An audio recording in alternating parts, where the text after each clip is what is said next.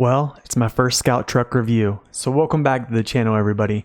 I'm your host Nathan, and today we're taking a look at a very capable Scout vehicle that you attain early in the game. It's actually probably one of the best pure Scouts that you find. So without further ado, here is the International Loadstar 1700.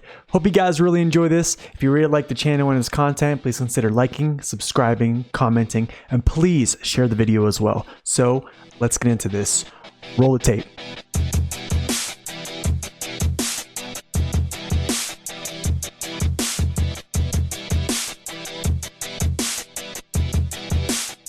The International Loadstar 1700 was originally produced as a medium-duty truck.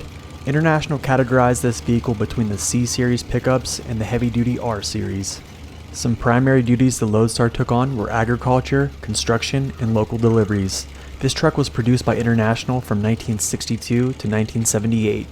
Later down the road, the company decided to consolidate the Loadstar and the Fleetstar into a single family, which was known as the S-Series medium-duty trucks. The Loadstar in SnowRunner is somewhat of a beefy Scout. It boasts high power and is a great Scout vehicle, staying relevant throughout the game. Although it's not a free vehicle that you would find, it can be bought in the store for a fair price. So before I go any further, let's get into the base stats. The International Loadstar 1700 is classified as a Scout truck. It weighs 5 tons. In its stock configuration, it has a power to weight of S+, a durability of B+, fuel consumption B+, fuel capacity is 35 gallons, it comes with a stock suspension, its tires also come stock with a 35-inch highway tire, its all-wheel drive is always on, and its diff lock is always on as well. So, let's get into the pros and cons of the International Loadstar 1700. Keeping the standard of bad news first, coming in at our number one downside, upgrades come later. In SnowRunner, Scouts always upgrade faster than hauling class vehicles. The Loadstar is not one of those Scouts, unfortunately. Because it has a big truck engine, a big truck gearbox, and truck tires, they all upgrade at the same pace as the hauling class vehicles. Now yes, you will get the top engine in Black River, Michigan, but you're waiting for other upgrades due to the driver level requirements or found upgrades. Also, I must mention that the Loadstar absolutely needs the race suspension for its true potential, but that upgrade doesn't come until Mountain River, Alaska. Scout vehicles get off-road tires at level 4, mud tires at level 7, and chained normally at around level 10. The Loadstar, however, gets all-terrains at level 6, off-roads at level 8, and chains at level 12. So the International takes a little bit more time to become effective, and this influences drivers to turn to other options in early game. Downside number 2, no mud tires. Only 2 trucks have the mud tire option from the International fleet, the Paystar 5070 and the 5600 TS. The 1700 doesn't really struggle with grip or balance, but a mud tire option would increase both of these values, so it had to go on the list. Perhaps it would happen in the future, but let's not get our hopes up here. Downside number 3, scouting limitations. The number 3 downside is more subjective from experience. Due to the wide tire, dually nature of the Loadstar, there are some narrow passes that will pose issues. Now, I understand that this might not be a problem for everyone, but there have been situations where this occurs, though they may be few and far between. Overall, I don't think this should be a deal breaker. I just noticed a few areas that held up my progress is all. Downside number 4, no cargo bed option. Another SnowRunner truck that I feel is a hybrid crossover is the Ford F750, which can equip a small flatbed for hauling. The 1700 looks like it could have the space for this feature, but unfortunately it's not an option. This would potentially allow it to haul single slot cargo to destinations, and who knows, maybe it could use the crane with that cargo bed. With it having larger truck features, this would be a nice addition for the Loadstar. And finally, coming in at the number 5 downside, range. The Loadstar actually has a decent sized fuel tank, but unlike the smaller Scouts, the large truck engine sips a little bit more fuel. This will cause it to suffer in range compared to other vehicles in its class. One thing I do with all Scouts for range is purchase or find a Scout fuel trailer. Attaching a fuel trailer will allow you to scout complete maps without stopping at gas stations, rescuing, or recovering to the garage.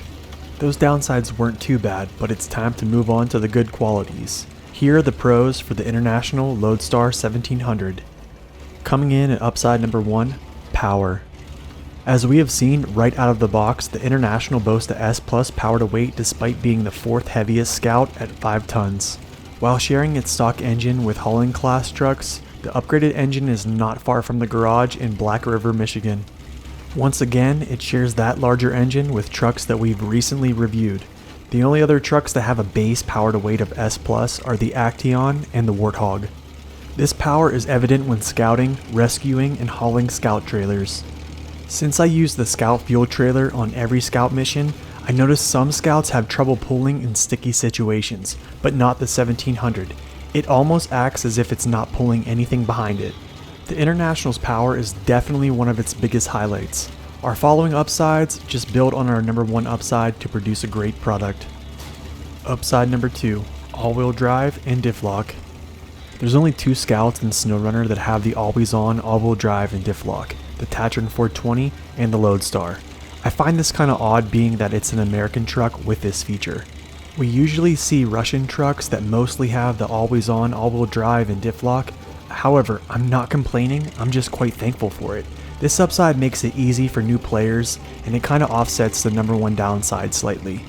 I really never thought that I would say an American-made truck in SnowRunner was a plug-and-play, easy mode truck, but hey, here we are. Upside number 3, durability. To add to the 1700's larger engine, it also boasts larger truck gearboxes. We already talked about the downsides of this feature, but it allows for higher damage tolerances for its engine and gearboxes compared to most Scouts. The high-range gearbox will also give you more range by better fuel economy. However, I must add that I used the off-road gearbox due to slowed progress in later maps. That added durability doesn't seem like much, but nowadays damage to truck modules are very common. Upside number 4, stability. Before upgrading, I wondered if the Loadstar would become tippy like the rest of the International fleet with its raised kit, but it stayed pretty stable. It does have wide axles, and to add to that, its dually tires in the back further its balance. In SnowRunner, Scouts are generally more narrow vehicles and can be prone to tipping over, especially on new maps. The 1700 I feel is one of the more stable Scout trucks in the game. However, it still takes good driver play and it's not impervious to tipping over. And lastly, the International can manhandle the Scout fuel trailer when it's jackknifed. Usually I will tip over in trucks like the Hummer when reversing, but the Loadstar just shoves it around and stays perfectly balanced. Upside number 5, utility. Being that it's a crossover Scout, it has add-on options that most vehicles in its class just don't have. It's the only Scout in SnowRunner that can equip the small crane. The Loadstar can also use the service cab for rescues and the pickup chassis for patch-ups on the road. Although most people won't jump in and start craning cargo around with it, it gives drivers more options, which is always good. Something pretty funny that I might add is that the Loadstar can do wheelies with the crane extended aft. And lastly, I must also mention that it has a snorkel for water crossings, but don't plan on diving too deep. Personally, I would have loved to see a fuel tank add-on as well for range, but you can always haul a Scout fuel trailer with you. Upside number 6, wheelbase and ground clearance. The International has a short wheelbase and a decent ground clearance, but only with the race suspension option. The decent sized tires and its ground clearance will help against smashing your nose into quick elevating terrain. Also, due to the wheelbase being short, this will somewhat help with getting high centered on rocks or boulders. Without the race suspension, the International will struggle in deep spots and traversing through rocky areas as well. It's really like night and day once you find the race suspension option, but you just have to wait for it. And finally, coming in at the number 7 upside, weight. I've lectured so much on weight being an upside or a downside, but it's great to see it on the pros list. Overall, the 1700 is the 4th heaviest in its class, but it's the heaviest Scout that can attach a Scout-only trailer. While it does have large truck parts, it stays true to its pure Scout nature. Weighing 5 tons, it's 1 ton lighter than the GMC, a half ton lighter than the Fleetstar, and heavier than both the TUZ Action and Warthog. In short, it's a brute when it comes to being a pure Scout truck, but just be prepared to downshift due to wheel spin. So moving on to my personal ratings for this truck. For power, I gave it a 5 due to having a large truck engine and a base stat of S+ power to weight. For terrain navigation, I felt a 3 was fair. Scouts nowadays are having problems with new map additions, but the 1700 has good weight, always on diff lock and all-wheel drive, and decent traction from wheels. Due to the power, always on all-wheel drive and diff lock and features, but the lack of race kit in early game, I felt a 4 was a good score. If the race kit was in Michigan, this would have been an easy 5. For aesthetics, I think it's a neat looking truck that has grown on me somewhat. Again, it has that American blue collar look, so I think a 4 is good. Stability is above average, earning the 4 because it's pretty stable, but it takes good driving in rough areas.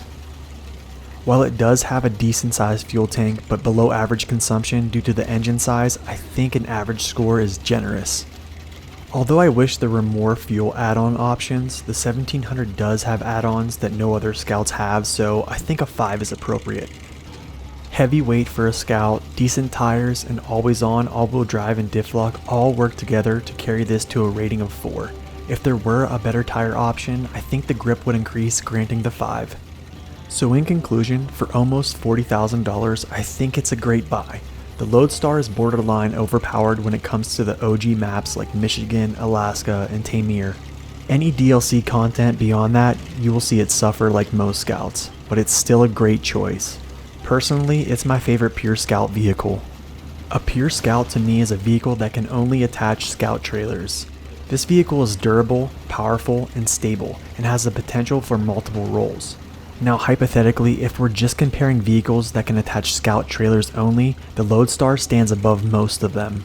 However, its downsides will deter drivers early on, especially the race kit coming later down the journey in SnowRunner, but it still grabs your attention with its upsides. I think with confidence I can say that calling on the 1700 for scouting, rescues, and small hauling tasks would be a good option. If you're patient enough to wait for the tire, gearbox, and race suspension upgrade, this vehicle will serve you well. I hope this review gave you a fresh new perspective of the International Loadstar 1700. Please smash the like button, definitely share this video with someone who is struggling with the game, and subscribe to the channel and hit the bell so you don't miss any future content. Hope y'all have a wonderful day, God bless, and stay upright.